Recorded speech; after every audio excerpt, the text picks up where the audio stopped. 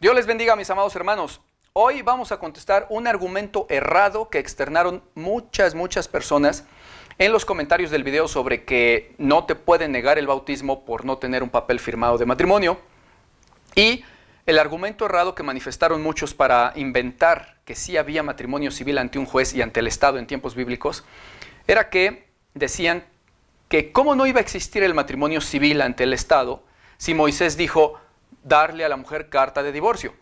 Si había divorcio, dicen, ¿cómo tú, pastor, entonces te atreves a decir que no existía el matrimonio? Si Dios en muchos pasajes dice la palabra matrimonio y esposos. Por ejemplo, dice ahí en Corintios, los que están unidos en matrimonio.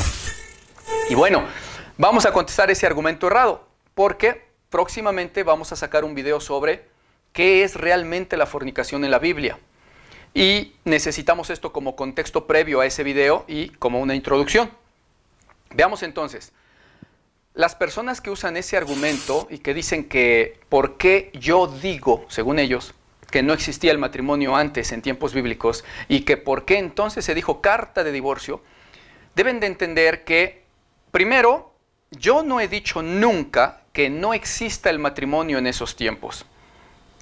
Y ahorita abundaré sobre ese primer punto. Y en segundo lugar, tienen que entender y darse cuenta de que en su argumento están hablando de dos palabras diferentes, repudio y matrimonio. ¿Por qué la gente supedita o sujeta la palabra repudio con la palabra matrimonio? Como si estuvieran relacionados o fueran necesariamente contrarios el uno al otro. Porque alguien puede repudiar también a su padre o a su madre, o repudiar a un empleado y darle carta de separación o de cese. Y eso no está diciendo que estaban casados el patrón y el empleado. Simplemente es repudiar. Y simplemente es carta de repudio o de separación o de cese. Porque hasta con eso que ahí hay otro error, que en el hebreo no existe la palabra divorcio. Por eso muchas veces ustedes van a leer en sus Biblias que dice carta de repudio. O que un varón repudió a su mujer y la dejó y se separó. Repudiar y separar sí existen en el hebreo. Y es la palabra keritut, que es cortar, separar o repudiar. Por ejemplo, cortar un vínculo matrimonial, marital o repudiar. Y también en el griego del Nuevo Testamento dice apostasion, que significa algo separador. Por ejemplo, repudio, carta de repudio, algo que separa.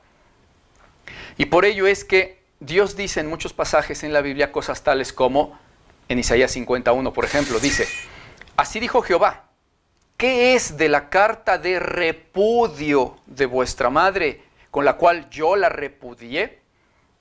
En el hebreo dice Sefer Keritut, o sea, carta de corte o de repudio. O en Jeremías 3:8 que dice, ella vio que por haber fornicado la rebelde Israel, yo la había despedido y dado carta de repudio. Chequen sus Biblias ahorita para que vean que eso dice, no me lo estoy inventando. Y vayan a una Biblia interlineal en hebreo o un diccionario en hebreo y verán que dice Sefer Keritut, carta de corte o de separación o de repudio. O como en Malaquías 2:16 que dice, porque Jehová, Dios de Israel, ha dicho que Él aborrece el repudio, etc. En hebreo ahí dice shalach, que es repudiar, separar o cortar. Aborrece la separación, el corte o el repudio. ¿Por qué quieren relacionar a fuerza carta de repudio con matrimonio civil? ¿Qué le da derecho a alguien de afirmar que carta de repudio significa que se casaron firmando un acta ante un juez y ante el Estado judío? El error está en que no se dan cuenta que son dos cosas que no tienen nada que ver una con la otra. Una cosa no es dependiente de la otra. Ya pusimos el ejemplo de repudiar a un empleado. La palabra divorcio es una palabra en español, pero no está en la Biblia. En la Biblia aparece repudiar, que es cortar y separar.